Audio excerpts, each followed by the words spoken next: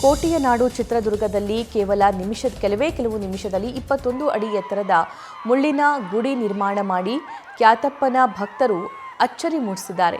ಅಲ್ಲದೆ ಮುಳ್ಳಿನ ಗುಡಿಯ ಮೇಲೆ ಕಳಸ ಪ್ರತಿಷ್ಠಾಪನೆಯನ್ನೂ ಮಾಡಿದ್ದಾರೆ. ಚಿತ್ರದುರ್ಗ ಜಿಲ್ಲೆ ಚಳ್ಳಕೆರೆ ತಾಲೂಕಿನ ಪುರ್ಲಹಳ್ಳಿ ಗ್ರಾಮದ ಹೊಸಲು ದಿಬ್ಬದಲ್ಲಿ ಜಾತ್ರೆ ನಡೆಯಲಿದ್ದು 13 ಗುಡಿಕಟ್ಟುಗಳ ಭಕ್ತಾದಿಗಳ ಸಮ್ಮುಖದಲ್ಲಿ ಬಾರಿಮುಳ್ಳು, ಕಾರೆಮುಳ್ಳು, ಜಾಲಿ ಮುಳ್ಳಿನಿಂದ 21 ಅಡಿ ದೇಗುಲ ನಿರ್ಮಿಸಿ ಕಳಸ ಸ್ಥಾಪನೆ ಮಾಡುವ ಮೂಲಕ ಜಾತ್ರೆಗೆ ಅದ್ಧೂರಿ ಚಾಲನೆ ನೀಡಲಾಯಿತು. ಜಾತ್ರೆಯಲ್ಲಿ ಮುಳ್ಳಿನ ದೇಗುಲ ನೋಡೋದಕ್ಕೆ ಭಕ್ತಾದಿಗಳು ಸಾವಿರಾರು ಸಂಖ್ಯೆಯಲ್ಲಿ ಆಗಮಿಸಿದರು. ಇನ್ನು ಸೋಮವಾರ ಜಾತ್ರೆ ಕೊನೆ ಆಗಲಿದ್ದು ಅಂದು ಸಂಜೆ ವೇಳೆ 5 ಮಂದಿ ಮುಳ್ಳಿನ ದೇಗುಲ ಏರಿ ಕಳಸ ಕೀಳುವ ಮೂಲಕ ಜಾತ್ರೆಗೆ ತೆರೆ ಎಳೆದಿದ್ದಾರೆ. ಈ ದೃಶ್ಯ ಕಣ್ತುಂಬಿಕೊಳ್ಳಲು ಲಕ್ಷಾಂತರ ಜನ ಜಮಾಯಿಸುವುದು ವಿಶೇಷ. ನ್ಯೂಸ್ ಫಸ್ಟ್ ನಿರ್ಭೀತಿಯಿಂದ ನಿಮ್ಮ ಪರವಾಗಿ.